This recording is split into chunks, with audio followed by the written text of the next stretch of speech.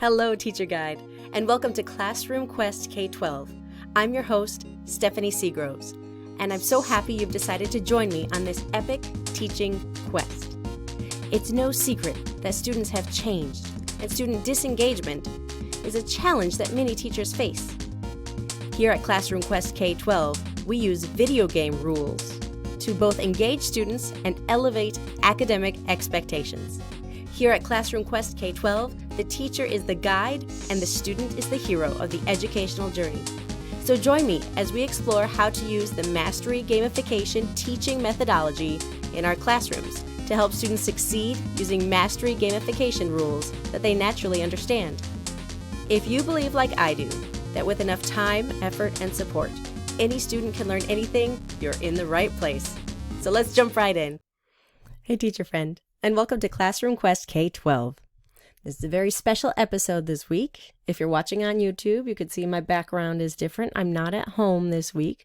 That's because this week I went to Macul, the technology teacher conference here in Michigan, and it was amazing. I got to meet so many educators who want to use technology in their classroom, who want to innovate, who are committed to best practice for their students. It was amazing. So, if you are one of those people I met at Macul and you're just tuning in for the first time, welcome. I'm very happy to have you here, and I hope you get a lot out of this podcast. And also, if I just met you at Macul and you're tuning in for the first time, this presentation is going to be what I presented at Macul this week. So, if you're wanting to learn something new and not repeat the old, and you just want to go back and listen to old episodes, that's just fine with me. I won't be offended. No worries. But I wanted to take this chance to give you all my presentation at Macul because I got to present all about the Mastery Gamification Methodology for elementary classrooms. So it's a nice spin on it, very specified to elementary teachers. So let's get going. All right, thanks so much for tuning in and listening to this presentation at Macul, the Mastery Gamification Methodology elementary version, right?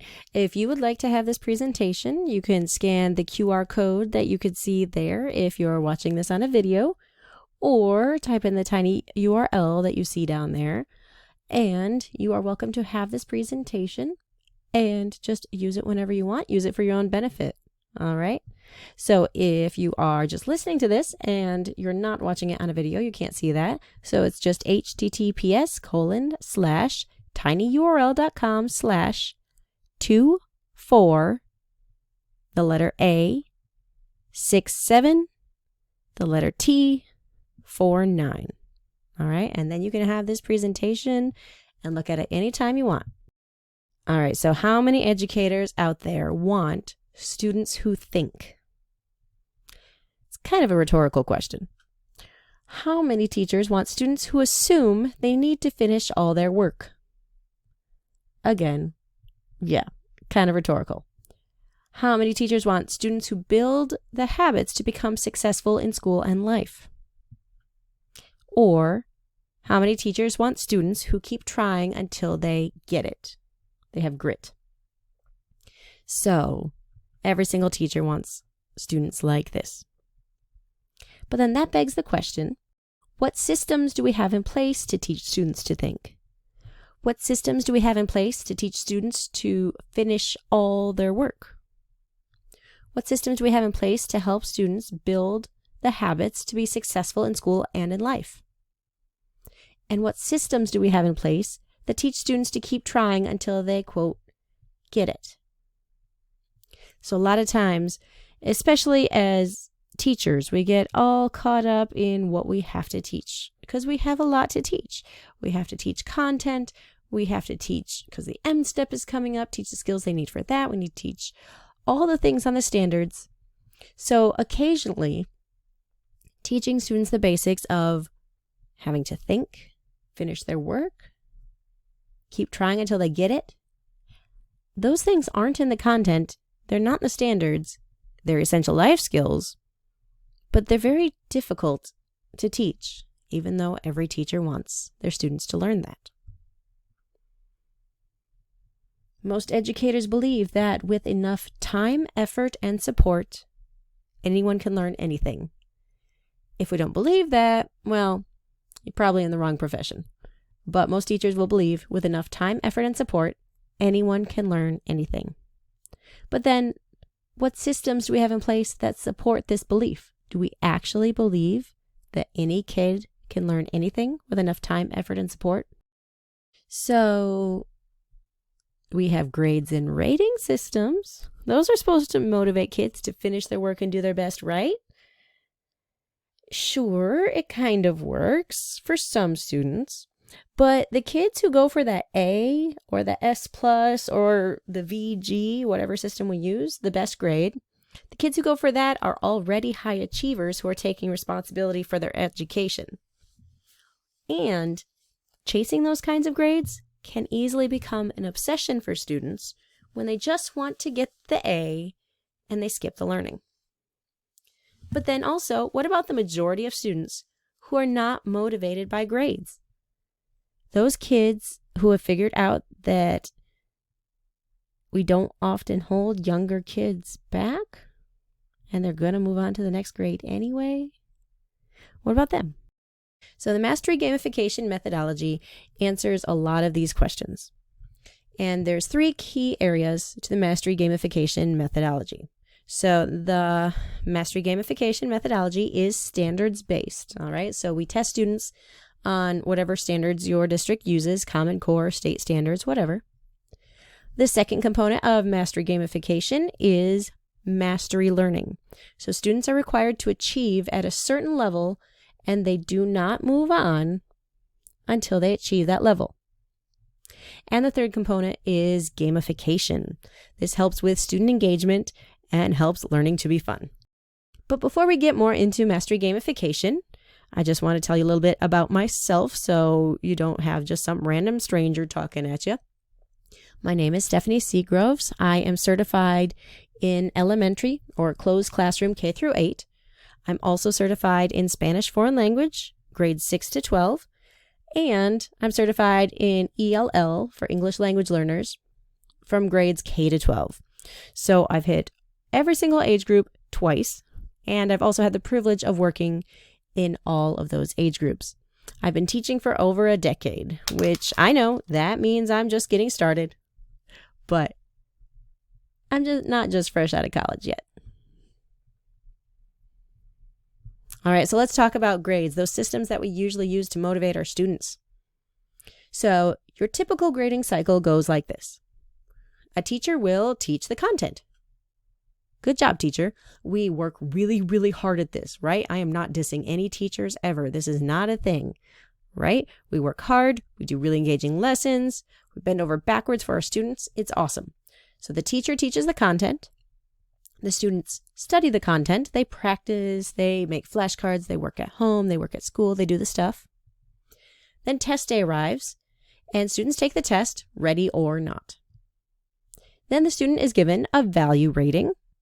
Often it's an A through an F, or it might be an S minus to S plus, or a VG, or a G, or whatever your rating system is. And then everyone moves on to the next piece of content. So what does this rating system do to our students, especially our younger ones, our littles who are still forming their identity and opinions about the world? So we have this subconscious story about who we are and what our value is. Every single person has this story constantly running in their heads. And this story is partially determined by external input, which includes grades. Have you ever noticed that students will often get the grades that they're accustomed to getting? You have a student at the beginning of the year, they're turning in A work. That second week of school, when you have your first stuff due, they're turning in A work at the end of the semester. They're turning in A work around spring break. They're turning in A work around the end of the year. You have that kid that's a C student. They get C's all the way through. You have that kid that's a D student getting D's all the way through. You have that kid that never can seem to really do anything all the way through. So kids get the grades they're accustomed to getting because they have a grade identity. So it's not actually a rating of how much they're learning or that they're growing. It's become what they're used to getting. It's become an identity. And this will continue unless something radical comes in and changes this story that they're telling themselves. So, what if we enter their story, the student's story? What if failing and just moving on wasn't an option? What if students got the time they needed to really master the content? What if our systems required students to do and redo until they get it? What if student achievements were always celebrated, no matter when it happens, even if it's 3 months late? What would happen if students became the hero of their own story? So, I'd like you to ask yourself a couple of questions. In an ideal world, what would you want your students to accomplish? What is the minimum grade you would want all of your students to earn? Every single one of them. What's the lowest grade you'd want them to get? How do you want students to study? How long do you want them to study? What percentage of assignments do you want students to complete? So, when I polled the teachers in the room at Macul, for the most part, a lot of people said the minimum grade that they'd like all their students to earn was somewhere around a C-ish. So somewhere that 70% to 80%. That was what they would really like to be the minimum. As far as work completion, there was a little bit more of a range. Some teachers they said that they would want their kids to finish about 75% of their work. Some teachers said they wanted students to finish all of their work. So remember, we're not talking about how well they do it here, just how much do they want them to finish. And the opinions ranged from 75 to 100. And then, how long do you want students to study, and how do you want students to study? Most people wanted it to be as long as the student needed to understand the content. So then the question is, what are some of the obstacles that are keeping you, the teacher, from teaching the way you want to teach? So a lot of the obstacles that people would name would be state testing, federal testing, funding, time, interruptions in the classroom. There's so many things. Being an educator is hard. It's tough, man, and there's so many things that get in our way. But then, the last question, what is the cost of keeping the current classroom situation the way it is? And the answer to that one is students will continue to fail. They will continue to see themselves as failures. They will continue to have a grade identity. So if we want to change up this whole idea of a grade identity, we're going to start talking about self-efficacy. So self-efficacy is a theory by Dr. Albert Bandura. You know, he's the guy who did those Bobo doll experiments. Pretty famous psychologist. His theory of self-efficacy is that self-efficacy is our belief in our ability to accomplish a task. So if we have self-efficacy, we are more motivated to try difficult tasks. People with high self-efficacy are more likely to achieve their goals. It basically comes down to, if you believe you can do it, you are much more likely to do it. And if you believe you can't do it, you are much less likely to do it. So, giving students self-efficacy, the knowledge that they know they can do it, is very, very important in education. So, according to Dr. Bandura, how do we build self-efficacy? So, he mentioned a few steps in how to build self-efficacy. The first one is students need to master tasks. All right, we'll come back to that one in a second. The second one is they need model behavior. Also, social persuasion and having a stable or improving your emotional state.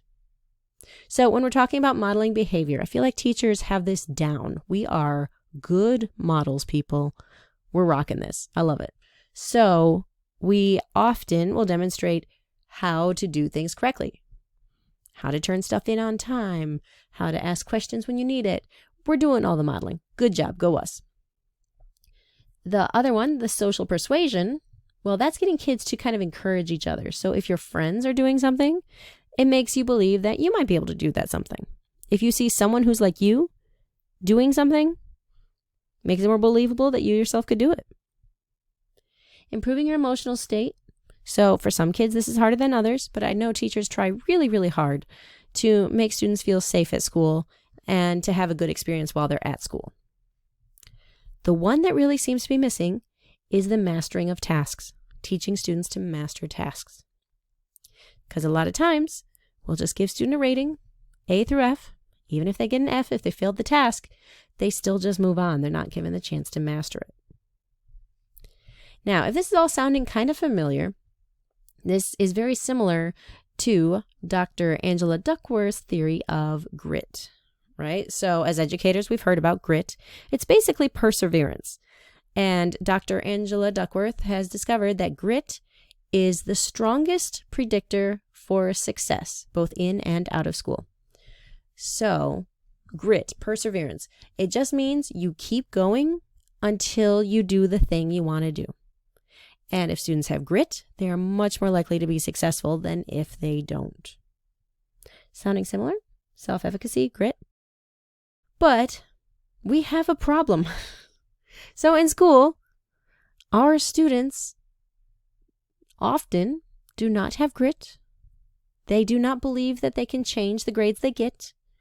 The students who have F's, D's, C's, they think that's what they're always going to get. This is low self-efficacy. This is a lack of grit. And this is the strongest predictor of success, according to Dr. Angela Duckworth. So, how do we empower teachers with strategies to reach our modern students and help them build the skills to thrive in modern society, like grit and self-efficacy? So, mastery learning, one of the tenets of the Mastery Gamification, is a really big part in this teaching students to have grit, teaching students to persevere, teaching students to have self-efficacy. So, quick overview of the research about mastery learning and how it works. We have this study from Dr. Brian Whiting. He actually did 3 studies that were very similar and had very similar outcomes here about mastery learning. So what he did, Dr. Whiting, well, let's just read the abstract. It's good. It summarizes the whole thing. So Dr. Whiting did this study. This study investigates the cognitive and affective students' learning success of 36 semesters, equivalent to 18 years, in educational classes. Student achievement in the test scores are presented to show the consistent high level of academic achievement of students. Affective information, like attitudes towards school and learning, has also been elicited from the entire sample and is presented to show positive changes. So basically, in this study about mastery learning, students were shown to have higher test scores, higher grades, and they had more positive opinions about school. I really like this introduction from that study. Let me read it to you. Everyone wants successful schools. Ideas of how to reach this goal range from implementing the newest technology to embracing traditional ways of learning and discipline. But none of these methods seem to alleviate the unfortunately common student experience of frustration and failure. Educators are inundated with miracle cures that promise gains in student productivity without altering their basic approach to teaching. But we know that dramatic improvement cannot come without dramatic change. If educators do not alter their approach to teaching, students cannot improve their learning. If what educators are doing does not work, then they must change what they are doing. Mastery learning is one positive change towards a new way of teaching and ensuring student learning.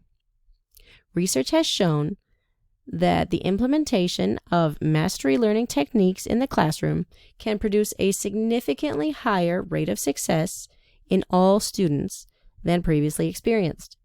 The report provides continuing evidence of the efficacy of mastery learning as in previous studies. So Dr. Brian Whiting did those 3 studies. They all found the same thing. Students learned better and they liked school better when they were doing mastery learning. So in my classroom, when I was originally experimenting with all this, I tried mastery learning first. And it started to work. students realized that they had to work. And if they didn't work, they weren't surprised that they were failing. So when students weren't allowed to move on to the next unit before mastering the first, it became very, very obvious to them that if they wanted to progress, they had to work. Students didn't just advance to the next level automatically.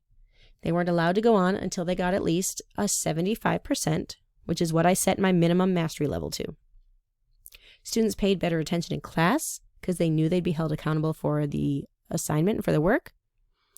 I also gave flexible test dates. So mastery learning is all about letting the student show when they're ready. So in an ideal world, mastery learning would have no deadlines whatsoever, but in a school system, that's not realistic. So what I do is I give students a 2-week window where they're allowed to test at any point during that 2-week window. Once they're ready, they sign up, they take it, they get their grade, awesome. If they get at least the minimum mastery standard, they move on to the next level and they kick butt again. Pretty awesome. If they don't get that minimum mastery level of 75%, then they're not allowed to move on until they retake that test and get the minimum mastery level. Students get unlimited retakes on all tests in this way. There was definitely a learning curve when I first brought this out, but I was seeing some really good success, so I found that it was worth it and I was willing to struggle through the struggles. However, some of my students were still frustrated with school. So I know that the study from Dr. Brian Whiting said that students had more positive attitudes towards learning in the mastery learning environment. But I'm guessing that the difference there is the 30 years between the students he studied and my students. And COVID happened and video games and, all the things. So while I was getting better results, it was kind of like just having the stick without the carrot. It was like students were expected to do better and they had higher expectations without really having a reason to rise to those expectations.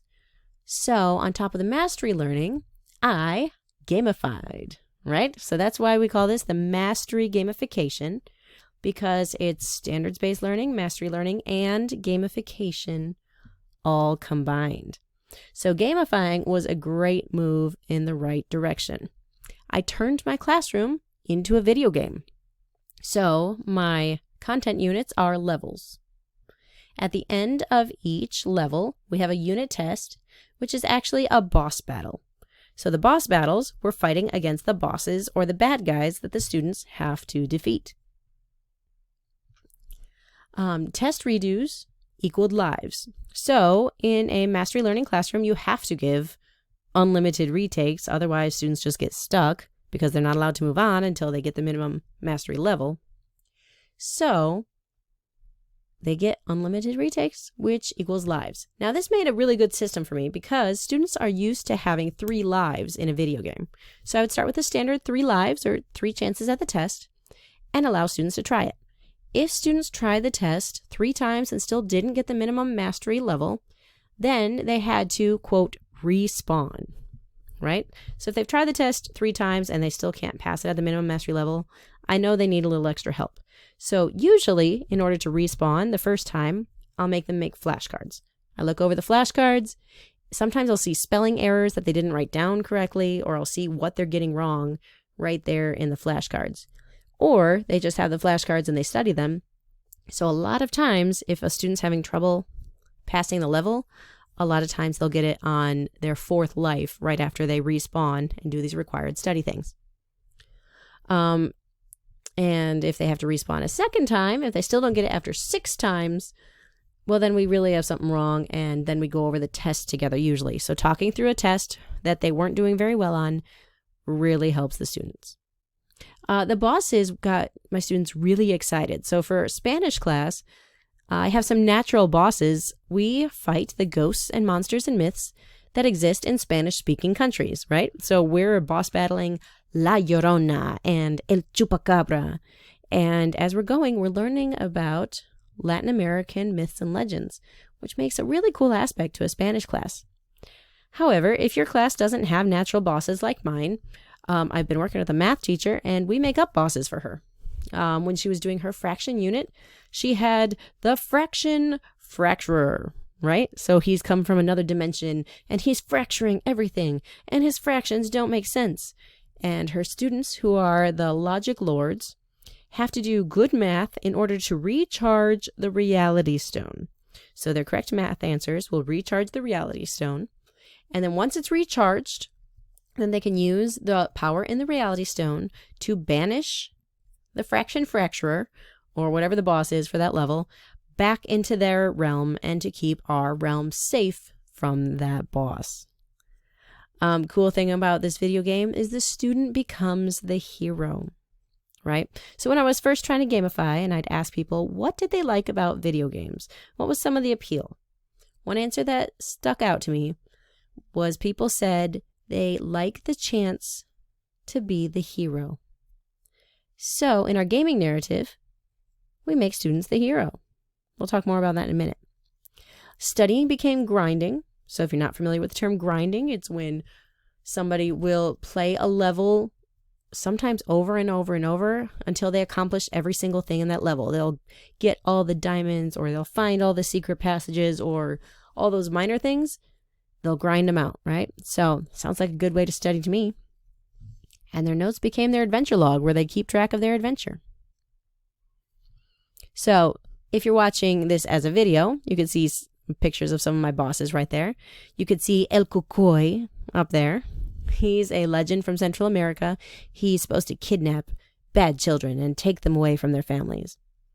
And you'll see the fraction fracturer up there from math class. Now, it's also important to have badges. So when students complete a level and beat their boss, I give them a badge. So the badges are pretty simple. I just make a simple design in Canva. Usually it has a picture of the boss on it and the word defeated written over the boss.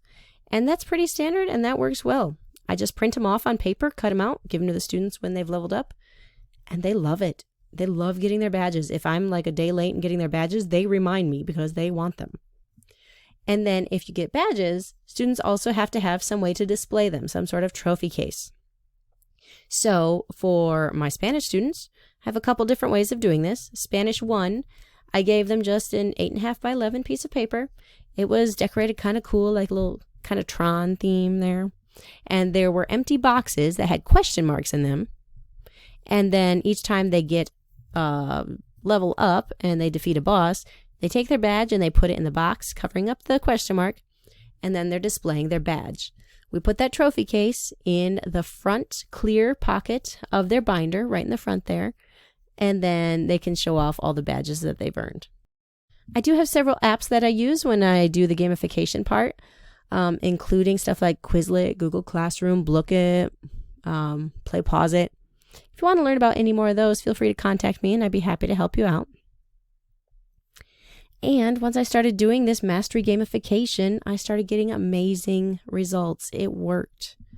My student grades went up. My fail list went down. And students were actually learning the content. Before I mastery gamified, I would have students at the end of the year, I'd ask them a simple Spanish question, and they couldn't tell it to me. It was something that we had learned at the beginning of the year, and we were using all year, and they couldn't tell me how to do it. This is one of those situations where you tell the kid, don't tell anyone I was your Spanish teacher, right? So that wasn't happening anymore. I knew kids were at least getting the basics. They were getting the essentials out of my class before they moved on. At this point, I want to let you know about the free quiz that I have for you if you haven't already taken it. You can find it at seagrovestrategies.com, my website. Just put your name and email address in the little box there, and I'll send you the free quiz where you can see if mastery gamification would work well with your teaching style in your classroom. So moving on from that, we're going to talk about the gaming narrative, a little bit of the story. All right.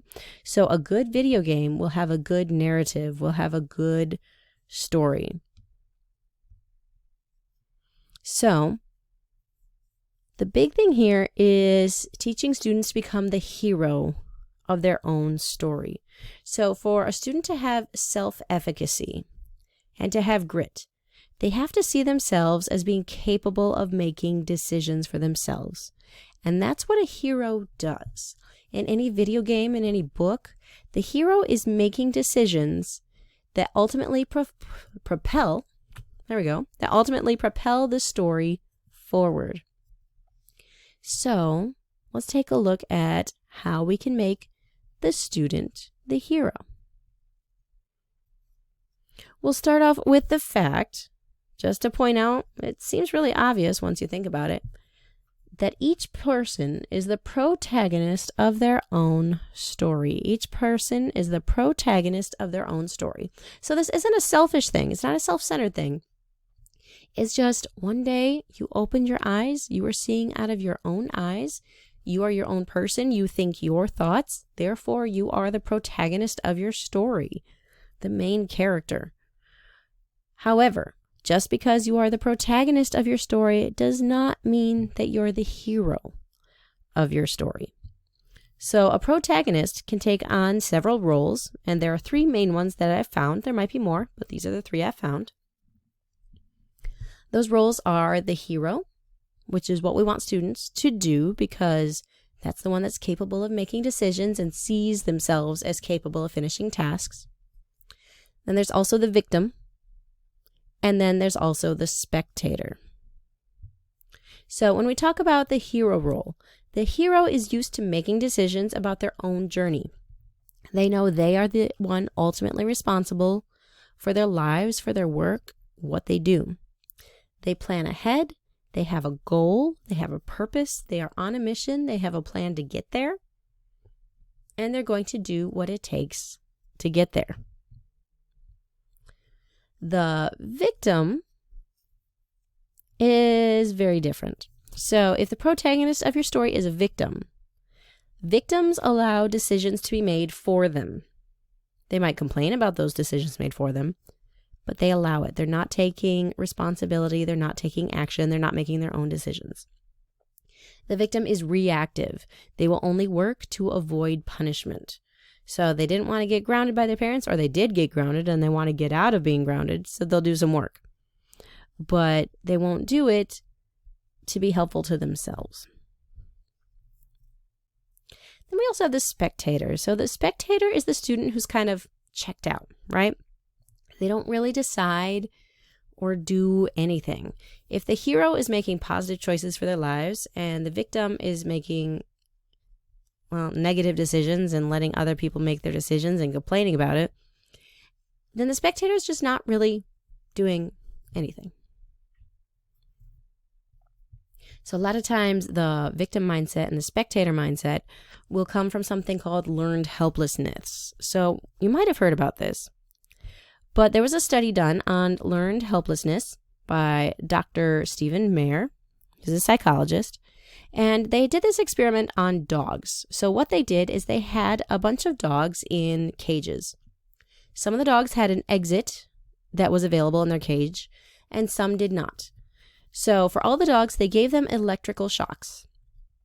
And all the dogs tried to escape.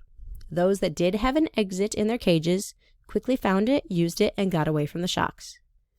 The dogs that did not have an exit in their cage, they tried to get away initially, but eventually, after enough times, they just kind of laid down and waited for the shocks to be over.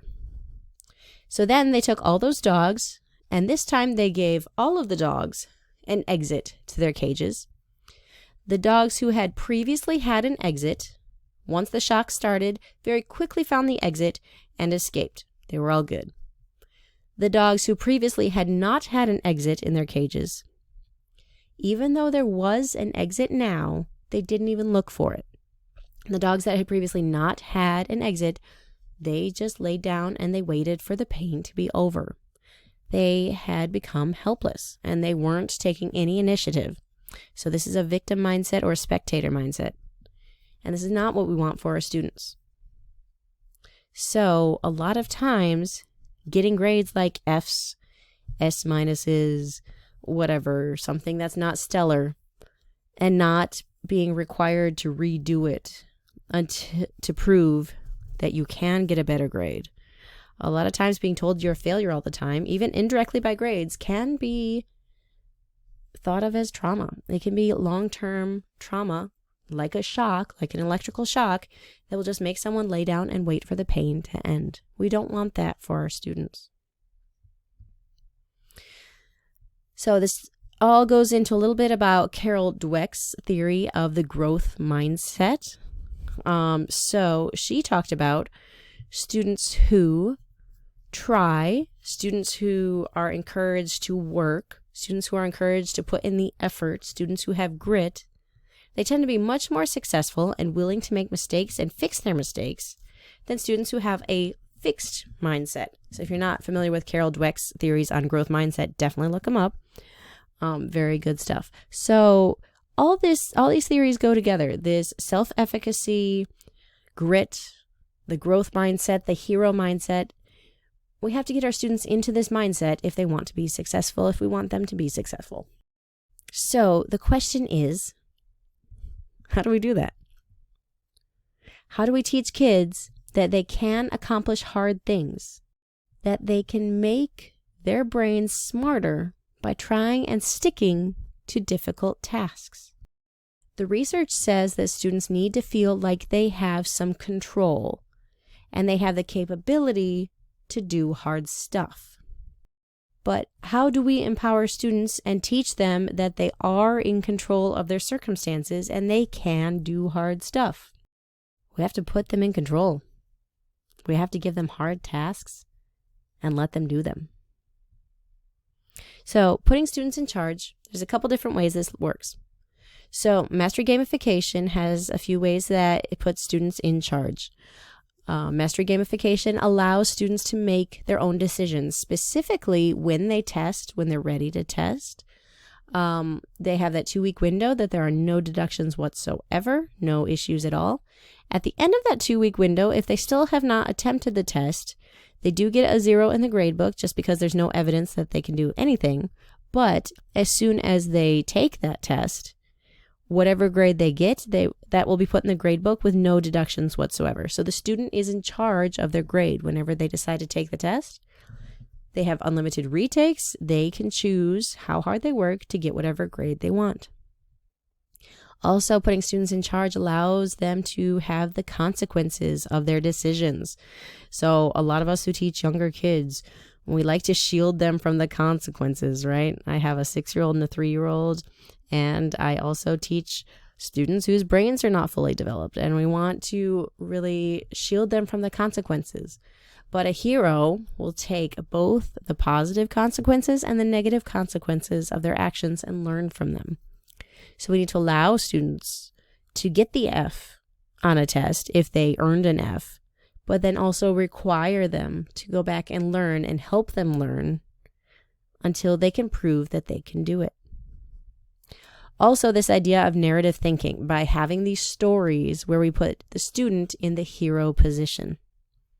So it's the hero that makes decisions. It's the hero that's in charge. It's the hero who's on the journey.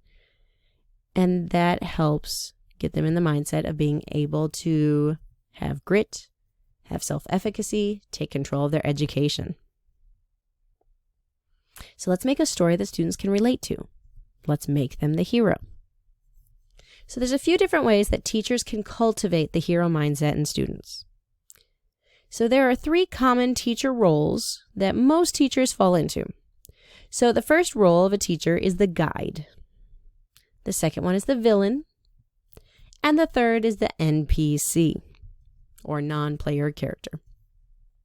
So the guide is the ideal teacher role. This is what we want to be doing, and the one that's most likely to foster the hero mindset. So a guide supports the hero in their journey and creates an environment for growth where students can succeed and increase their self-efficacy. The guide does not tell this hero exactly what they have to do. Usually in an epic tale, like Lord of the Rings or Harry Potter or whatever, there is a hero who is completely overwhelmed with their task. They do not have the skills required to do it. They have no clue what they're doing, but they have been chosen somehow for this quest. Then you'll have this wide guide that comes along. This is the Gandalf to the Frodo. This is the Dumbledore to Harry Potter. They're in every story, right? The person who comes in and guides and teaches the hero. Now, there is a very important thing. While the guide can give tough love, they realize that they are not in charge of the journey. It's the hero that's in charge of the journey, and it's the hero who will have to live with their consequences of their actions, good or bad. The second role that teachers can fall into is the NPC. So this one isn't really good or bad necessarily. An NPC in a video game is a small character. It's not a player. It's just kind of a software program. And they'll often offer the hero like a little side quest or a small piece of advice or maybe a tiny reward. It's kind of like a little, bump in the road kind of thing. It's not super important to the overall quest. So an NPC, I had lots of teachers growing up that were NPCs. They were perfectly fine. I learned what I needed to from them, but they're not super memorable. And sometimes I have a hard time remembering their names. Now, I never had any bad teachers, and it's really not bad to be an NPC necessarily. Not everyone, we're not going to be the ultimate memorable, amazing guide to every single one of our students. We have a lot of students.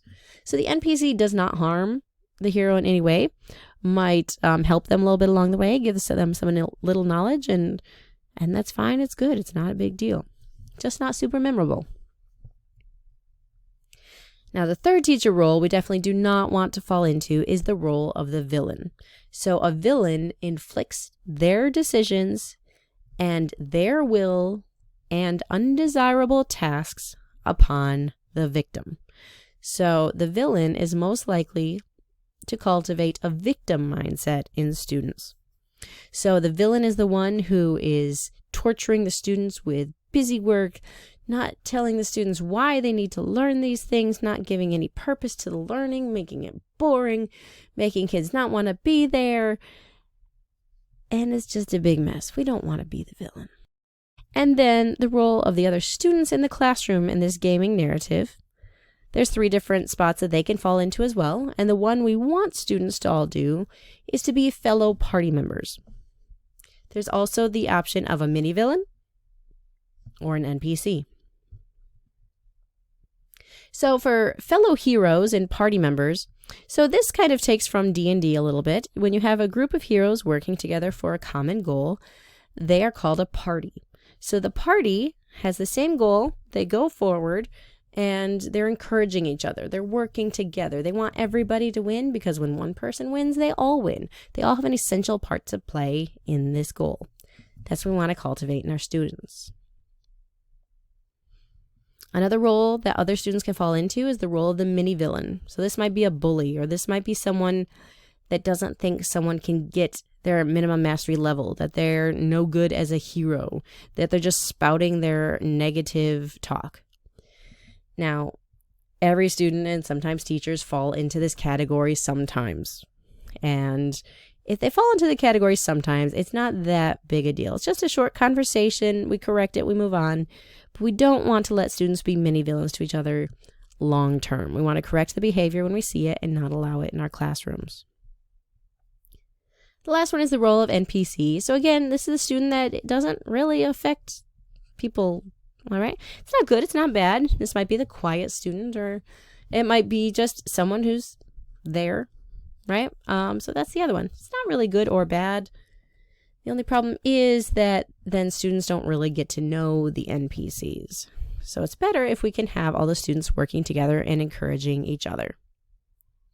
So the ideal combination of these roles in the classroom would be the student as the hero, the teacher as the guide, and the other students in the classroom as a party, all working together and encouraging each other towards a final goal. So how do we create the ideal roles in the classroom? Well, teachers have to remember that the story is not about the teacher. The story is about the hero, and the hero is the one who needs to make decisions about the journey. This includes no surprises on tests, flexible test dates, in any way we can, allowing students to take control and take responsibility and make decisions. The teacher is support and guidance, not a dictatorship. And I have fallen into this myself. I have been known to tell students that my classroom is a monarchy and I'm the queen, which they find kind of funny. But to some extent, And that's okay, because I'm establishing my role as a guide with authority, as long as I'm not in the way of the hero making their decisions. We empower students to work together, to encourage each other as members of a party. Sometimes putting kids into groups and having them compete against each other is a good way to do this, because then they're encouraging the kids in their group. We frame the tests as the bosses to be defeated, and the hero has to defeat the boss. And we tell the gaming narrative. So, teachers love the Mastery Gamification Methodology because students take responsibility for their own education. Expectations for passing are higher, and students rise to the occasion of higher expectations, where they are required to keep redoing until they meet the minimum mastery standard.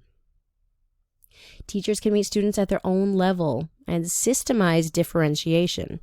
Students will naturally differentiate themselves by how fast they pass a level. So the teacher can work with different groups based on the levels that students are in and help each student where they need to be helped. And this takes away all student excuses. If they have unlimited retakes and they have a 2-week window to do the test, we get it. There's no excuses. They could do this. Parents love this system because there's no surprises. And their children get unlimited retakes. Parents love that. And if you're putting a lot of this stuff online like I do, parents will get resources at home. Students love this because there's no surprises. They know exactly when they're going to take their test. It's when they choose. There's unlimited retakes. Students start to believe in themselves. A student who typically usually got all D's, and they finally see that first C on a test, they start to realize that maybe they are more capable than they realized. Students love the badges and the recognition for leveling up.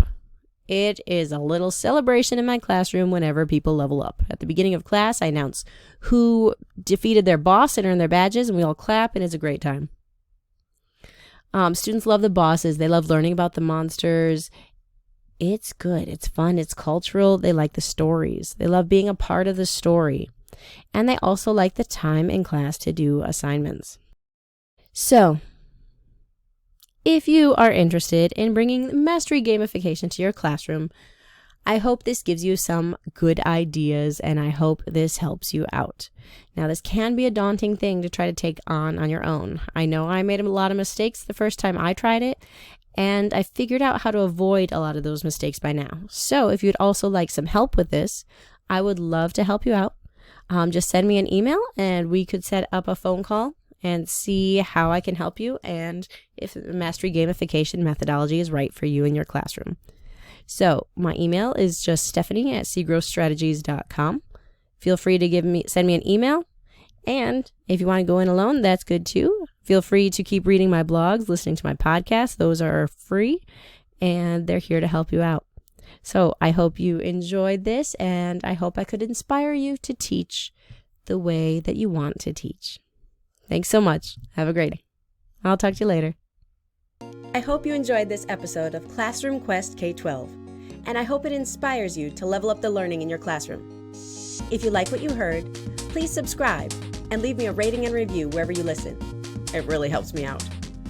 And if you want to schedule a meeting with me to see how we can customize the Mastery Gamification Methodology to your grade and curriculum, find me at my Facebook, Instagram, or my website at seagrowstrategies.com.